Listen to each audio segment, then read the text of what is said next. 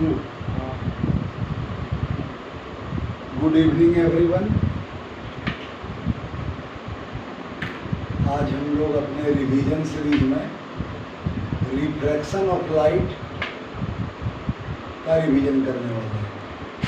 Refraction of light, तो आप सब प्रोबेबली वीडियो से बेनिफिट हुई है। इसको देखिए, समझिए चीज़ों को और प्रॉब्लम सॉल्व कीजिए। रिफ्रैक्शन ऑफ लाइट, देखिए रिफ्रैक्शन बेसिकली होता क्या है। अभी तक क्लास 7, क्लास 8, क्लास 9 सब में रिफ्लेक्शन पढ़े हैं। लाइट रे आपका पॉली सरफेस पे इंसिडेंट हुआ, लाइट रे रिफ्लेक्टेड हुआ, आपने नॉर्मल डाला, angle of incidence will be equals to angle of reflection, that is normally your reflection of light. But जब रिफ्रैक्शन की बात करते हैं, रिफ्रैक्शन ऑफ लाइट, देखिए बड़ी अच्छी बात मैंने अक्सर क्लास में कही है और आपको भी समझना चाहिए। रिफ्रैक्शन आपका एक ऐसा प्रोसेस है, रिफ्रैक्शन इसको 2 तरह से, 3 तरह से, 5 तरह से डिफाइन कर सकते हैं, कोई प्रॉब्लम नहीं। सबसे पहले इसमें कहेंगे हम लोग bending of light. Bending of light when light travel from one medium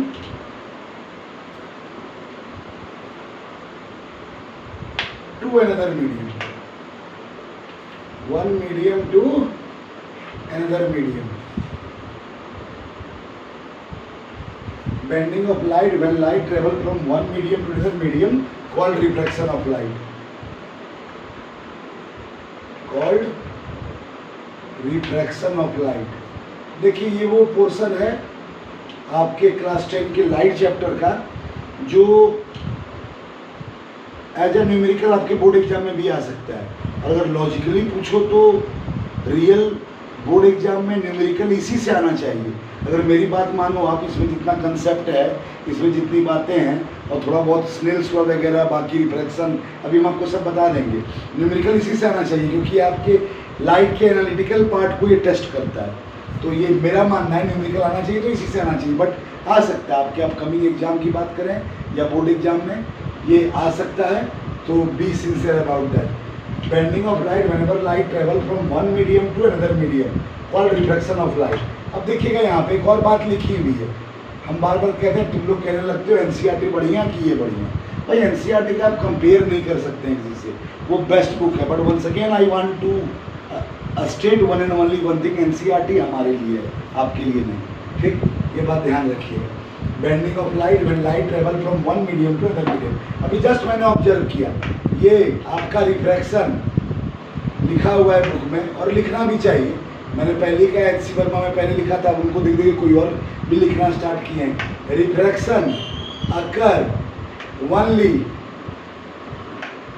when light रे स्ट्राइक ऑब्लिकली। लाइट रे कैसे स्ट्राइक करता है? ऑब्लिकली। कहाँ पे? On interface. यहाँ से 2 वर्ड आपको हम समझाना चाहेंगे, जो हमने लिखा लिख दिया, पढ़ भी दे रहा हूँ। Refraction occur only when light रे स्ट्राइक ऑब्लिकली ऑन इंटरफेस। सबसे पहले जो 2 मीडियम को सेपरेट कर रहा है इमेजिनरी लाइन, वो इंटरफेस कहलाता है। जो 2 मीडियम को सेपरेट कर रही है इमेजिनरी लाइन, वो इंटरफेस कहलाता है। मान लीजिए आपके घर का स्विमिंग पूल है, भाई देखो आपके घर का नीचे वो गिरिडी के ऑडिटोरियम का या जो भी हो, जिला प्रशासन का या मुख्यमंत्री के घर का, आपको जो मानना है, मुख्यमंत्री के घर का ये स्विमिंग पूल है। भाई देखो स्विमिंग पूल वाटर एक लेवल तक भरा हुआ है इसमें, और उसके ऊपर आप जान रहे हैं यूजुअल एयर है। देखिए यहाँ पे 2 मीडियम है, तो आपको जाननी चाहिए बात, ये 2 मीडियम आप दुनिया में हर जगह खोज लीजिएगा, एयर है और ये आपका वाटर है। बट सबसे इम्पोर्टेंट बात, ये दोनों मीडियम आपका ट्रांसपेरेंट होना चाहिए। ये दोनों मीडियम कैसा होना चाहिए आपका? ट्रांसपेरेंट। एंडर मीडियम, ये मीडियम ट्रांसपेरेंट। एयर भी आपका कैसा मीडियम है? ट्रांसपेरेंट, जिससे लाइट आर पार हो सकता है, जिससे लाइट पास कर सकता है। ठीक, ट्रांसपेरेंट मीडियम। और आपका वाटर भी कैसा मीडियम है? ट्रांसपेरेंट। अब ये बात बतानी नहीं है, केमिस्ट्री पढ़ रहे हैं आप लोग क्लास 10 का, वाटर वर्ड जहाँ बोल रहे हैं उसका मतलब है H2O, distil water. Mineral water, tap water नहीं, डिस्टिल वाटर की बात हो रही है। तो डिस्टिल वाटर जो आपका है, डिस्टिल वाटर ये भी आपका ट्रांसपेरेंट है और एयर जो आपका ये भी ट्रांसपेरेंट है। तो हम जब मीडियम की बात करते हैं, whenever light passes from one medium to another medium, then bending of light occur, ये बेंडिंग आपका रिफ्रैक्शन कहलाता है, पहली बात। और दूसरी बात मैंने कहा कि ये मीडियम जो होना चाहिए वो दोनों ट्रांसपेरेंट होना चाहिए। आप यहाँ पे लकड़ी रख दीजिए और यहाँ पे आप वाटर, मान लीजिए यहाँ पे हम वुड रख देते हैं, यहाँ पे हम वुड रख देते हैं, लकड़ी, बाय द वे जो भी आपको अच्छा लगे वो बिठाइए आप, जो ट्रांसपेरेंट नहीं हो। क्या वुड ट्रांसपेरेंट है? नहीं। जब वुड ट्रांसपेरेंट ही नहीं है तो वाटर में क्या लाइट आ पाएगा? कभी लाइट आएगा ही नहीं। तो आपको दोनों मीडियम ट्रांसपेरेंट रखना है, ये बात आपको समझना है, आपको दोनों मीडियम ट्रांसपेरेंट रखना है। अब इसमें एक और बात मैं आपसे कहना चाहूँगा, ये आपका एयर था, ये आपका एयर था और ये आपका वाटर है। देखिए समझिए, ये आपका जो मीडियम सेपरेट कर रहा है इमेजिनरी एक लाइन, जो दो मीडियम को सेपरेट कर रहा है उसको हम लोग क्या कहते हैं? इंटरफेस। ये आपको सेपरेट करता है दोनों मीडियम को, ये सेपरेट करता है दो मीडियम को। चलिए, ये सबसे बेसिक definition, the bending of light whenever light travel from one medium to another medium, that is called reflection of light. Reflection एक और डेफिनेशन होता है, और मैं यहाँ पे लिखना चाहूँगा, मैं रिफ्लेक्शन का एक और डेफिनेशन होता है। कैसे होता है, क्या होता है, हम सब बता रहे हैं। रिफ्लेक्शन का एक और डेफिनेशन होता है, simply what? Bending of light travel from one medium to another medium. अपने पार्ट में दो बात और जान लीजिए। यहाँ पे मैंने रे की बात की है। रे आपका क्या होता है? ज्योमेट्रिकल ऑप्टिक्स पढ़िएगा। ज्योमेट्रिकल ऑप्टिक्स पहली बार शायद हम नाम ले रहे हैं, 10th में जनरली नहीं लिए। ज्योमेट्रिकल ऑप्टिक्स आपका क्या होता है? रे ऑप्टिक्स को ज्योमेट्रिकल ऑप्टिक्स कहते हैं। जब ज्योमेट्रिकल ऑप्टिक्स पढ़िएगा या रे ऑप्टिक्स पढ़िएगा, ज्योमेट्रिकल ऑप्टिक्स या रे ऑप्टिक्स पढ़िएगा, तो आप ये बात पाइएगा, पाथ ऑफ लाइट, लाइट के जो पाथ होता है, पाथ ऑफ लाइट जो हमारा होता है, उसी को हम लोग क्या कहते हैं? रे। उसी को हम लोग क्या कहते हैं? रे कहते हैं। पाथ ऑफ लाइट को हम लोग रे कहते हैं। और हम लोग ये बात जानते हैं, light always travel in a straight line. तो लाइट स्ट्रेट लाइन में ट्रेवल कर रहा है, तो ये पाथ ऑफ लाइट जो है, ये आपका जो पाथ ऑफ लाइट है, इसे हम लोग कहते हैं रे of light. Path of light जो आपका होता है, ये आपका रे ऑफ लाइट कहलाता है। Path of light equals to ray of light.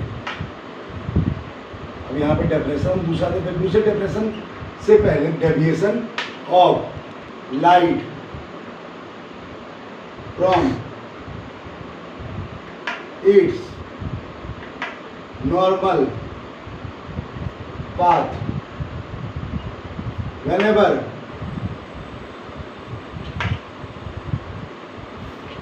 light travel from one medium to another medium.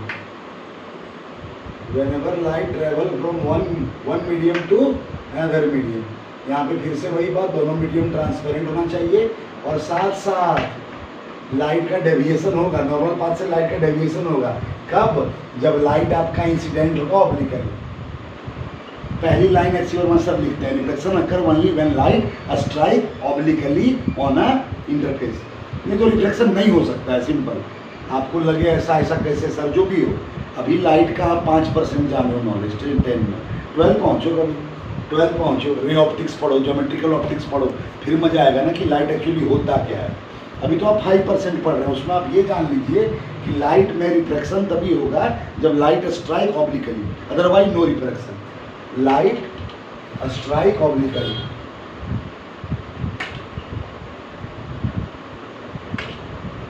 Light strike obliquely. चलिए ठीक, अब रफ करते हैं बोर्ड को, कुछ बीएससी फिजिक्स वाली बातें।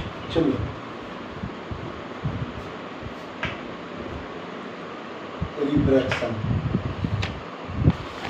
रिफ्रैक्शन हम लोग जो पढ़ेंगे उसमें भी हम लोग जान गए, whenever two medium separated by an interface, वो तो रहेगा ही हमेशा, आपको ये बनाना नहीं है कहीं से सीमेंट और बालू लाकर, ये इंटरफेस रहता है। दो मीडियम जहाँ सेपरेट होता है इंटरफेस होता ही होता है, ठीक।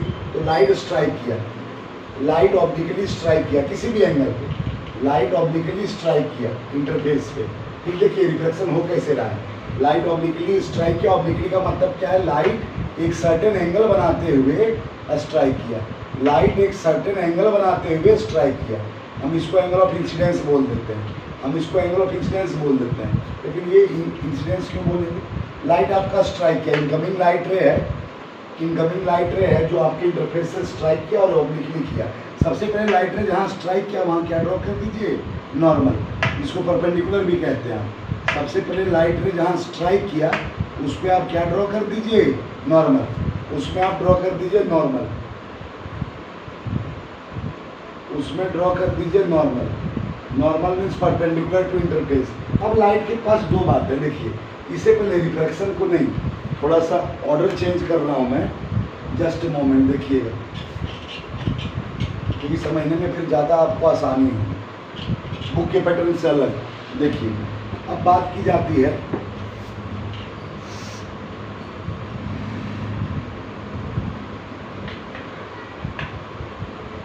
उससे पहले हम लोग बात करेंगे ऑप्टिकल डेंसिटी की, उससे पहले हम लोग बात करेंगे ऑप्टिकल डेंसिटी की किसी भी मटेरियल का। ये ऑप्टिकल डेंसिटी जो होती है ये मटेरियल की इंटरनल प्रॉपर्टी होती है, याद रखिएगा इस बात को। जो आपका ऑप्टिकल डेंसिटी होती है ये मटेरियल की इंटरनल प्रॉपर्टी है, इसको कोई और चीज़ डिसाइड नहीं करेगा, मटेरियल की इंटरनल प्रॉपर्टी, उसका अंदर का मॉलिक्यूल डिसाइड करेगा। ये मटेरियल की आपकी इंटरनल प्रॉपर्टी है, ये मटेरियल की आपकी इंटरनल प्रॉपर्टी है जो ये डिसाइड करेगी कि आपका ऑप्टिकल डेंसिटी कैसा होगा। ऑप्टिकल डेंसिटी में आगे देखते हैं, मान लीजिए पहले एग्जांपल, ये आपका एक मटेरियल है, समझो इस बात को, ये मटेरियल है, इसको नाम दे दिया हमने ए, ये दूसरा मटेरियल है, इसको नाम दे दिया हमने बी। सेम आइडेंटिकल, दोनों का डायमेंशन आइडेंटिकल है, लेंथ ब्रेथ आइडेंटिकल है, हमने ऐसा माना, आपको भी ऐसा सोचना है। अब समझिएगा लाइट रे यहाँ पे हम स्ट्राइक कर रहा है, लाइट रे इसके एक इंटरफेस से हम स्ट्राइक करवाए, ठीक, और लाइट रे यहाँ स्ट्राइक करवाए तो लाइट रे यहाँ भी स्ट्राइक करवा दिए, लाइट रे यहाँ भी स्ट्राइक करवा दिए। अब समझिएगा एक और बात, यहाँ पे जब हम बात करें कि यहाँ पर लाइट रे के पाथ में सर मान लीजिए 1 2, नहीं पहले लाइट रे का पाथ बना दो, लाइट आगे बढ़ता है तो 1 2 3 4, ठीक, और यहाँ पे लाइट आगे बढ़ता है बाय द वे, तो यहाँ पे 1 2 3 4 5 6 7 8 9, चलिए 9। चलिए ये दो कंडीशन देखिए, मटेरियल ये है आपका जो भी हो, ये वाटर हो, माइका हो, आपका सूरत में मिलने वाला डायमंड हो, जो भी हो, ठीक, ये मटेरियल है जो भी है आपका, मटेरियल है मटेरियल भी।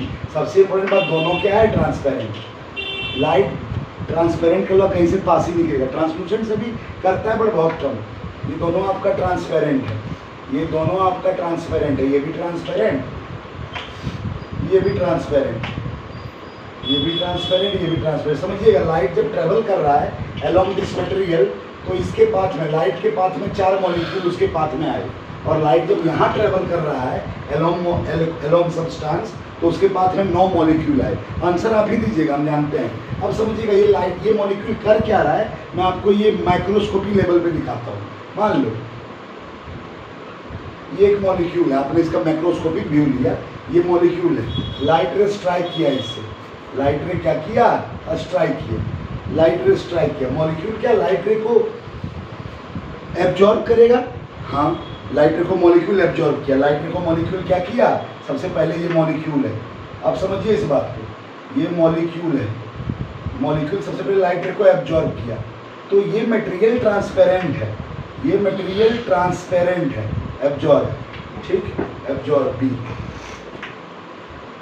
एब्जॉर्ब किया, और ये भी यहाँ पे भी वही चीज़ हो रहा है, लाइट रे को एब्जॉर्ब किया, क्या एब्जॉर्ब होने के बाद वो एमिट नहीं करेगा? एकदम करेगा, तो फिर ये ट्रांसपेरेंट कैसे रहता है? ये एब्जॉर्ब कर रहा है, और एब्जॉर्ब करने के बाद मॉलिक्यूल एमिट भी कर रहा है, एब्जॉर्ब कर रहा है, एब्जॉर्ब करने के बाद लाइट रे को एमिट भी कर रहा है, एब्जॉर्ब एमिट कितनी बार हुआ? 4 बार, एब्जॉर्ब एमिट कितनी बार हुआ? यहाँ 9 बार दिख रहा है।